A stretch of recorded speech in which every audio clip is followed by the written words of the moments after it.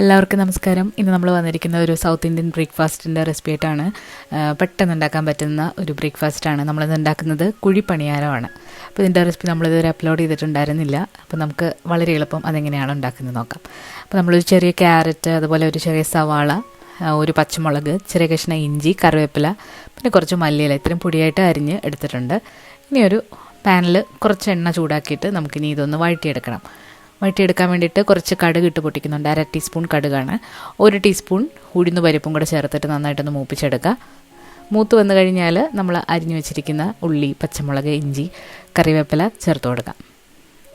ഇങ്ങനെ വഴറ്റിയിട്ട് പനിയാരം ഉണ്ടാക്കുമ്പോൾ ഒരു പ്രത്യേക ടേസ്റ്റാണ്. വഴട്ടാതെയും നിങ്ങൾക്ക് ചെയ്യാം. അപ്പോൾ ഒരു റോ ടേസ്റ്റ് ഫീൽ ചെയ്യും. ഇങ്ങനെ വഴറ്റിയിട്ട് ചെയ്യുമ്പം ഒരു പ്രത്യേക ടേസ്റ്റാണ്. നന്നായിട്ടൊന്ന് വഴറ്റി കൊടുക്കുക. ഇതിലേക്ക് ആവശ്യത്തിനുള്ള ഉപ്പും കൂടെ ചേർത്ത് കൊടുക്കാം. നിങ്ങൾക്ക് ഇഷ്ടമുള്ള പച്ചക്കറികളൊക്കെ ഇതിലേക്ക് ചേർക്കാവുന്നതാണ്. ഞാനിവിടെ ക്യാരറ്റ് മാത്രമാണ് എടുത്തിരിക്കുന്നത്. നിങ്ങൾക്ക് ബീൻസൊക്കെ ചേർത്ത് കൊടുക്കാം. ക്യാരറ്റ് ഗ്രേറ്റ് ചെയ്തോ അല്ലാന്നുണ്ടെങ്കിൽ പൊടിയായിട്ട് അരിഞ്ഞിട്ടോ ഇതിലേക്ക് ചേർക്കാവുന്നതാണ്. നമ്മൾ പൊടിയായിട്ട് അരിഞ്ഞിട്ടാണ് ചേർക്കുന്നത്. അപ്പോൾ ഇത് ചേർത്തതിന് ശേഷം ഒരുപാട് അങ്ങ് വേവിച്ചൊന്നും എടുക്കണ്ട. നന്നായിട്ടൊന്ന് വഴണ്ട് കിട്ടിയാൽ മതി. ചെറുതീയിലിട്ട് ഒന്ന് വഴറ്റിയെടുക്കാം. അപ്പോൾ ക്യാരറ്റ് ഒന്ന് വഴണ്ട് വന്നു കഴിഞ്ഞാൽ നമുക്കിതിലേക്ക് മല്ലിയില ചേർത്ത് കൊടുക്കാം.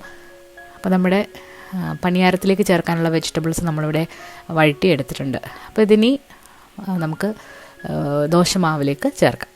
അപ്പോൾ ഈ പണിയാരം ഉണ്ടാക്കാനായിട്ട് ദോശമാവ് തന്നെ വേണമെന്നില്ല, ഇഡ്ഡലി മാവ് എടുത്താലും മതി. അപ്പോൾ ഞാനിവിടെ ഒരു 2 കപ്പ് ദോശമാവ് എടുത്തിട്ടുണ്ട്. അതിലേക്ക് നമ്മൾ ഈ തയ്യാറാക്കി വെച്ചിരിക്കുന്ന പച്ചക്കറിയും കൂടെ ചേർത്തിട്ട് ഒന്ന് മിക്സ് ചെയ്യാം. ഈ സമയത്ത് ഉപ്പ് നോക്കിയിട്ട് വേണമെന്നുണ്ടെങ്കിൽ ഒന്ന് അഡ്ജസ്റ്റ് ചെയ്യുക. അധികം പുളിപ്പില്ലാത്ത മാവ് എടുക്കുന്നതാണ് നല്ലത്. നമ്മുടെ മാവ് ഇവിടെ റെഡി ആയിട്ടുണ്ട്. നമ്മളൊരു നോൺ സ്റ്റിക്കിൻ്റെ ഉണ്ണിയപ്പം ചട്ടിയിലാണ് ഇതുണ്ടാക്കുന്നത്. വളരെ കുറച്ച് ഓയിലൊന്ന് ഒഴിച്ചു കൊടുക്കുക. ഒരുപാട് ഓയിൽ ഉണ്ണിയപ്പം ഉണ്ടാക്കുന്ന പോലെ മുഴുവനായിട്ട് ഫില്ല് ചെയ്യേണ്ട ആവശ്യമില്ല. വളരെ കുറച്ചൊന്ന് ബ്രഷ് ചെയ്ത് കൊടുത്താലും മതി. ഇനി ഇതിലേക്ക് ഓരോ സ്പൂണ് മാവ് ഒഴിച്ചിട്ട് നമുക്ക് അടച്ചു വെച്ചൊന്ന് കുക്ക് ചെയ്തെടുക്കാം. 3 മിനിറ്റൊക്കെ കഴിയുമ്പോഴത്തേക്ക് നമുക്കതൊന്ന് മറിച്ചിട്ട് കൊടുക്കാം. ഒരുപാട് കരിഞ്ഞു പോകാതെ തിരിച്ച് മറിച്ചു വിട്ട് നമുക്ക് നന്നായിട്ടൊന്ന് കുക്ക് ചെയ്തെടുക്കാം. തീ കൂട്ടി വെക്കുകയാണെന്നുണ്ടെങ്കിൽ അകത്ത് വേവില്ല, മാവായിട്ട് തന്നെ ഇരിക്കും. അപ്പോൾ ചെറുതീയിലിട്ട് ഇതുപോലെ എല്ലാം നമ്മൾ കുക്ക് ചെയ്തെടുത്തിട്ടുണ്ട്. അപ്പോൾ ഇത് ചമ്മന്തിയുടെ കൂടെയോ സാമ്പാറിൻ്റെ കൂടെയോ ഒക്കെ കഴിക്കാനായിട്ട് നല്ലൊരു കോമ്പിനേഷനാണ്. പച്ചക്കറിയൊക്കെ ഇഷ്ടമില്ലാത്ത കുട്ടികൾക്ക് ഈ രീതിയിൽ തയ്യാറാക്കി നോക്കിയാൽ അവർക്ക് തീർച്ചയായിട്ടും ഇഷ്ടപ്പെടും. അപ്പോൾ എല്ലാവരും ഒന്ന് ട്രൈ ചെയ്ത് നോക്കിയിട്ട് നിങ്ങളുടെ അഭിപ്രായങ്ങൾ അറിയിക്കുക. പുതിയൊരു വീഡിയോ ആയിട്ട് നമുക്ക് വീണ്ടും കാണാം. താങ്ക്